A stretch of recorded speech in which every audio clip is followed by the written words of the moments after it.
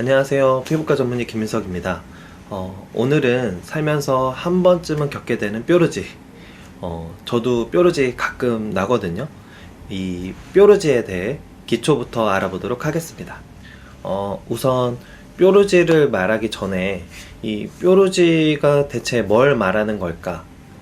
여드름? 아니면 모낭염? 아니면 뭐 트러블? 이 뾰루지의 정의가 대체 뭘까?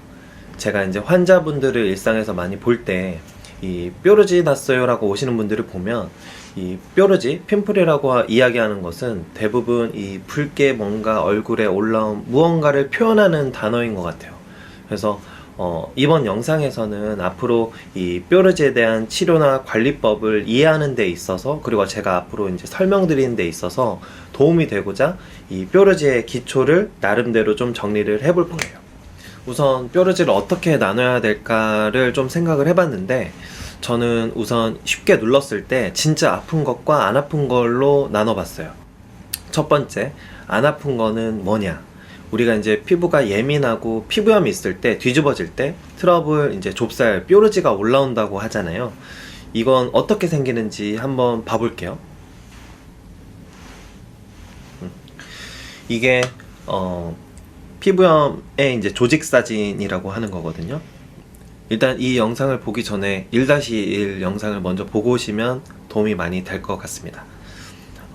그래서 이 피부염이라고 하는 건 종류가 굉장히 다양하거든요. 뭐 아토피 피부염, 지루성 피부염, 뭐 여러 가지 피부염이 있는데, 공통적으로 보이는 소견은 이 진피층, 이 물결 모양을 기준으로 위에가 표피, 아래가 진피라고 하는 부분이라고 했잖아요. 그 다음에 아래 원래 혈관이 있어야 되는데, 이렇게 혈관 주변에 이렇게 새카만 점들 같이 염증 세포가 쌓이는 거예요. 그래서 피부염의 공통적인 소견은 진피층에 있는 혈관 주변에 염증 세포들이 어떠한 이유에서 쌓이는 거예요. 그래서 이 염증 세포들이 이렇게 쌓이게 되고, 이 염증이 심하면 이 물결 모양, 바닥판이라고 하는 걸로 이제 표피와 진피를 나눴는데, 이 바닥판 위까지 이렇게 올라가려고 이렇게 하는 거예요. 그러니까 바닥판 위로, 표피로 위로 이렇게 올라가려고 올라가는 거예요. 그러다 보면 이렇게 경계가, 이게 표피인지 진피인지 경계가 모호해지기도 하고, 더 심해지면 이 염증 세포가 이 표피까지 올라가서 이 각질 세포가 이렇게 단단하게 이렇게 손을 잡고 있어야 되는데, 이 각질 세포 사이사이에 염증 세포가 이렇게 파고 들어가요. 그래서 이 각질 세포 사이를 떨어뜨려 놓고 이 사이를 붓게 만들어요.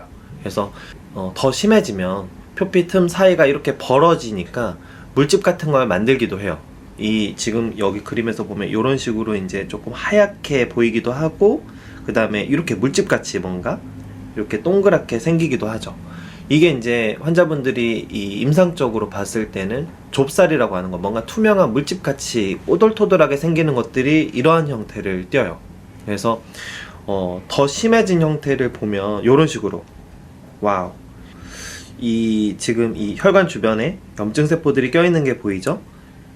그리고 이 표피 위에 이렇게 크게 큰 물집 같은 것들이 생기기도 해요. 그래서 피부염이 더 진행하거나 2차적으로 세균 감염이 되거나 하면은 이 염증 세포 종류 중에 중성구가 좀 쌓이게 돼요. 그러면 이제 이 중성구가 쌓이면 이제 노랗게 농포를 만들기도 하고, 더 심한 경우에는 이제 이 표피 위에를 괴사시키기도 해요. 그러니까 딱지가 지기도 하죠.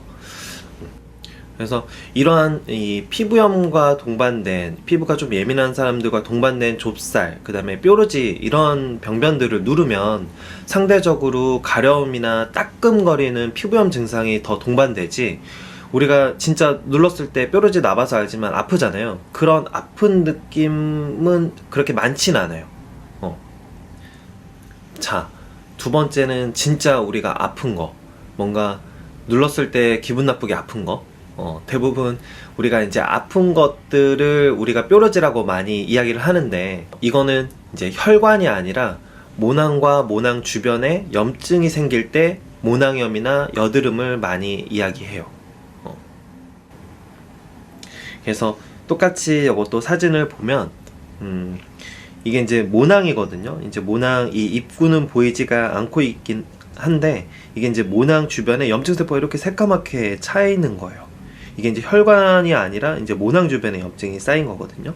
이렇게 이제 피지샘도 보이고, 그래서 다른 사진을 보면 이게 이제 여드름 사진이거든요.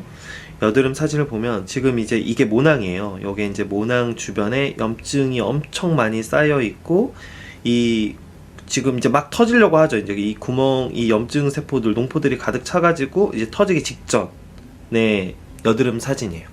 그래서 이 모낭염도 종류가 다양해요. 피부염과 마찬가지로 이제 뭐 여드름도 어떻게 보면 모낭 주변에 염증이 생기는 모낭염과 비슷할 수 있죠.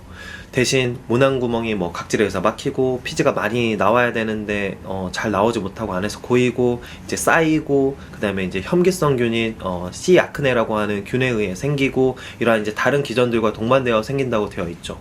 어쨌든 이 모낭 주변에 염증이 생기는 이거는 빨갛게 올라오면 우리가 이제 누르면 뭔가 진짜 이제 기분 나쁘게 아파요. 자, 이 뾰루지를 우리가 안 아픈 것과 아픈 걸로 한번 나눠봤어요.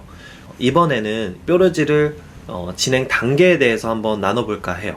이 뾰루지가 시간에 따라서 어떻게 변화되는지. 그래서 이렇게 그림을 그리면 이렇게 피지샘도 있고, 그래서 이건 이 뾰루지를 제가 앞으로 설명하기 쉽고자 좀 나눠본 건데, 이 첫 번째는 이 A, 아큐트, 어택이라고 하는 급성 단계. 이거는 이제 우리가 아침에 일어나가지고 세안하는데 여기 뭔가 갑자기 아프네 해가지고 만져봤더니 빨개. 이런 경우 많았을 거예요. 그래서 이게 이제 핑크빛으로 뭔가 붉은색으로 올라가는 시기, 누르면은 뭔가 기분 나쁘게 아픈 시기, 이제 뾰루지가 났다 아는 시기, 그게 있고, 이 급성 단계는 이 모낭 주변에 염증 세포가 이렇게 쌓이기 시작하는 거죠. 그래서 이제 아프기 시작하는 거예요. 그 다음으로는 P, 피크, 퍼스, 절정 단계라고 제가 이름을 붙여봤는데, 이게 이제 염증이 안에서 쌓이고 이 염증 안에 이제 농이 고이게 되면 점점 이렇게 농이 커지죠. 그래서 이 표피까지 위에 농이 보이게 되면 위에가 이제 노랗게 보이게 되는 거죠. 누가 봐도 이제 짤 수 있는 시기, 그거는 이제 절정 단계. 그 다음에 R, 리커버리, 회복 단계예요. 그래서 요 시기는 이제 이 고였던 농이 밖으로 배출이 되고 이제 힐링이 되는 시기.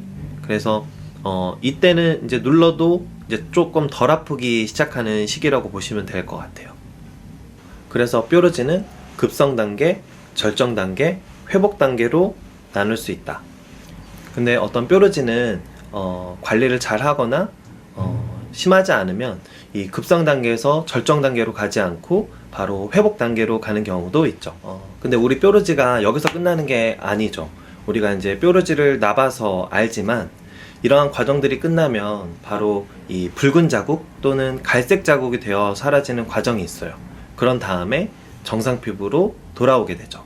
자, 근데 앞에 우리가 염증 단계가 너무 심하면 이 붉은 자국, 갈색 자국도 오래 가게 되고, 이 염증이 심하다 보면 표피를 원래대로 만드는 세포들까지 죽어버려요. 그러면 이 틈을 이 옆에서 표피를 만드는 세포들이 와줘가지고 채워줘야, 정상 세포들로 채워줘야 되는데, 이게 이제 너무 멀어버리면 이 아래에 있는 진피의 세포들로 채우게 돼요. 그럼 이게 이 흉터가 될 수 있어요. 자, 그 다음에 정상 피부, 그 다음에 흉터가 될 수 있고, 그리고 플러스 마이너스 만성 염증, 우리가 유가종성 병변이라고 하는 게 있는데, 이 속이 딱딱하게 만져지는 무언가 생기거나 아니면 낭성 낭종, 뭔가 빈 공간 같은 게 생기거나 이런 것들이 생길 수 있어요. 자, 이렇게 뾰루지의 기초, 분류, 그 다음에 과정에 대해 한번 알아봤는데요. 이번 내용들은 앞으로 여러분들이 뾰루지에 대해 올라갈 다른 영상을 이해하는 데 있어서 도움이 되었으면 좋겠습니다. 내용 중에 이해가 가지 않은 부분이나 궁금한 점이 있으시면 댓글이나 DM으로 질문 주시면 감사드립니다. 추후 뾰루지 관리나 치료법 영상에서 다시 만나요. 바이.